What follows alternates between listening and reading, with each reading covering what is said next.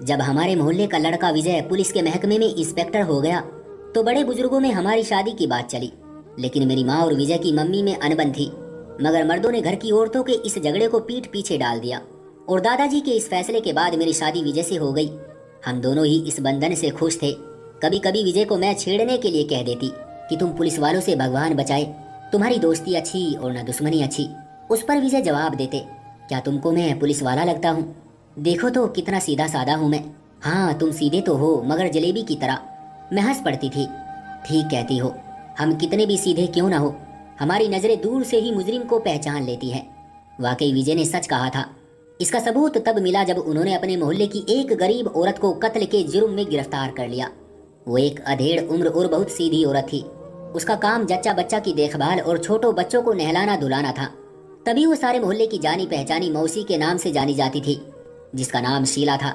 उसकी अच्छी आदत की वजह से सभी उसकी इज्जत करते थे। कुछ दिनों से डिम्पल के घर में बेचैनी पाई जा रही थी। डिम्पल हमारे पड़ोस में रहती थी। मेरी उसके साथ अच्छी खासी दोस्ती थी। वो शुरू दिन से ही मुझको भली लगती।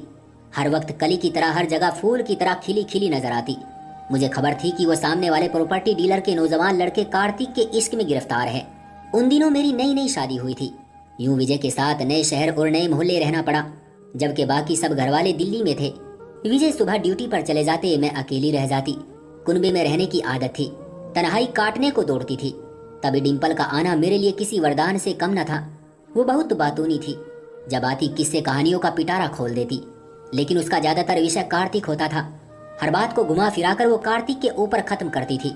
उसका अंदाजे बयां दिलचस्प था, तो मैं भी उसके दिली किस्से मजे ले लेकर सुना करती थी। मैं उसे समझाती भी थी कि नादान हो अभी तुम, कहीं ये इश्क तेरी जान ही ना ले ले। ये मर्ज लाइलाज है जो किसी से छुपता नहीं। फिर बात खुली, गली गली आम हुई। खुशबू उड़ी तो फैलती ही चली गई। गैरों को पहले खबर हुई, अपनों को बाद में पता चला। आखिरकार उसके घरवालों को भी सुनगुन हो गई और माँ बहनें समझाने लगी, मगर इश्क का समंदर मुंह जोर वो उसमें बहती ही चली गई। माँ की रोक टोक से दबे हुए तूफान ने और भी गति पकड़ ली और चोरी छुपे रातों को भी उसकी मुलाकातें कार्तिक से होने लगी।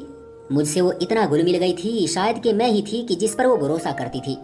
अब वो हर मुलाकात का हाल मुझको बताती और मैं हर बार उसको कहती, नादान बाज आ जाओ, जिस रास्ते पर चल रही हो आगे और कुछ नहीं, गड्ढे और खाइयां हैं।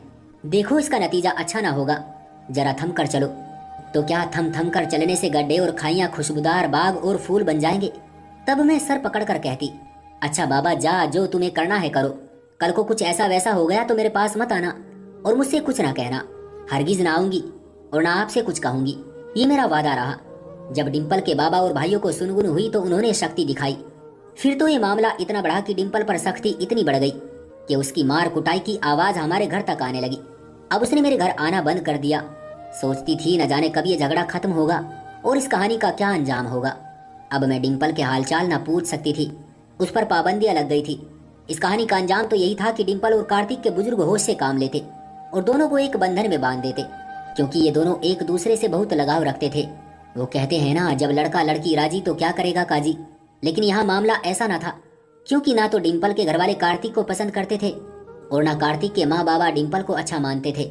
डिम्पल उन दिनों सख्त मायूसी और अफसुर्दगी का शिकार थी, लेकिन वो ऐसी लड़की ना थी कि मोहब्बत में नाकामी की वजह से खुदकुशी कर लेती। वो कहती थी कि कार्तिक ना भी मिला तो मैं हरगिज जीना ना छोड़ूंगी, जिंदा रहकर उम्र भर उसकी याद में बिता दूंगी। अचानक पता चला कि डिम्पल गायब हो गई है। मैं सुनकर सुन्न रह गई। सोचने लगी ये तो मेरा कसूर था कि वो दीवानगी में भी समझदारी का दामन ना छोड़ेगी, कोई ऐसा कदम नहीं उठाएगी जिस पर लोग अपनी उंगली दांतों में दबा ले। मेरा तजुर्बा गलत भी तो हो सकता था, क्योंकि वो थी तो एक नरम व नाजुक कमसिन लड़की। किसी भी वक्त जमीन उसके पांव के नीचे से निकल सकती थी। मुझे लगा कि वाकई जमीन उसके पांव तले से निकल गई है, क्योंकि वो ही गायब न थी, सामने वाला लड़का कार्तिक भी गायब था।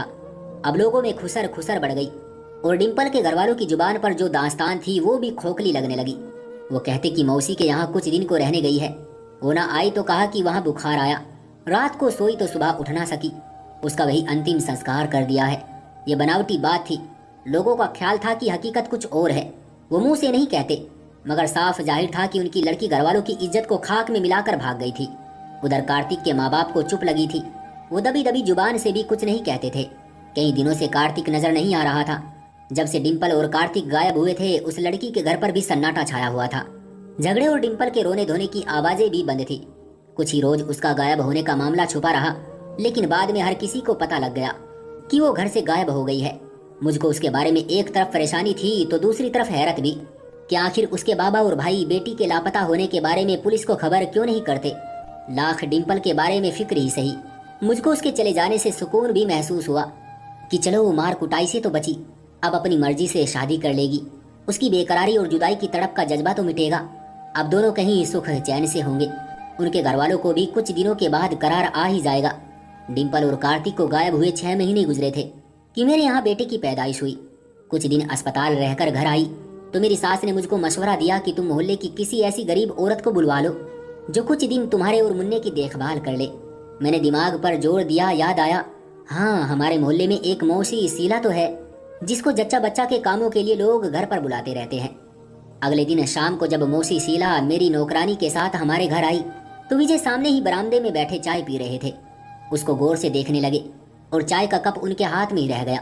अपने पति को इतनी हैरत से शीला को देखते पाकर मैं हैरान हुई कि आखिर ऐसी क्या बात है जो इस मामूली सी औरत का चेहरा पड़ रहे हैं।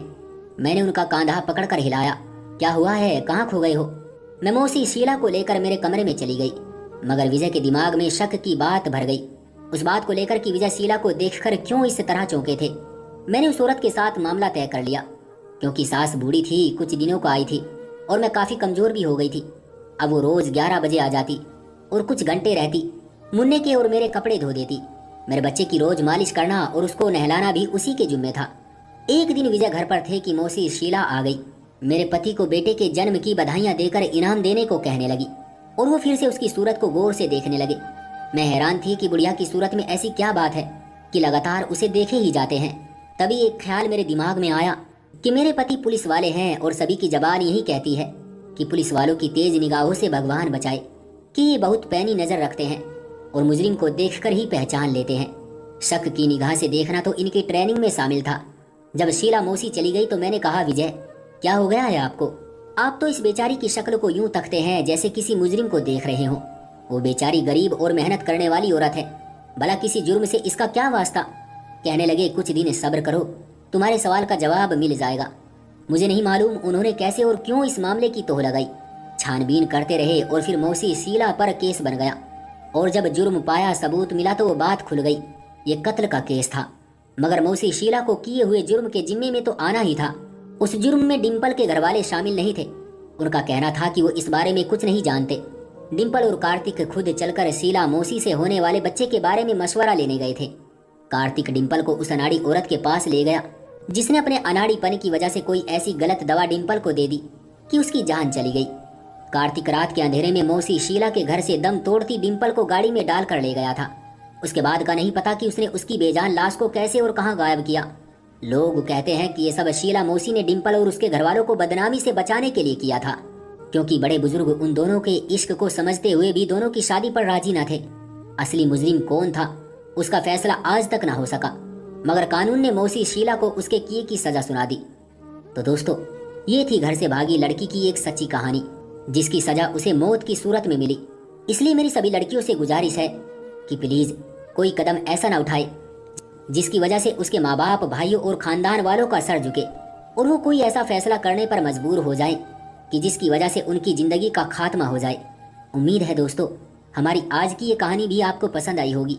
आपका क्या कहना है इस कहानी के बारे में? कमेंट करके हमें जरूर बताएं। वीडियो को लाइक करके चैनल को सब्सक्राइब कर लीजिए, साथ में घंटी को दबाकर ऑल पर सेट कर लीजिए ताकि आने वाली वीडियो आपको तुरंत मिले। मुझे दीजिए अगली वीडियो तक इजाजत, तब तक के लिए धन्यवाद।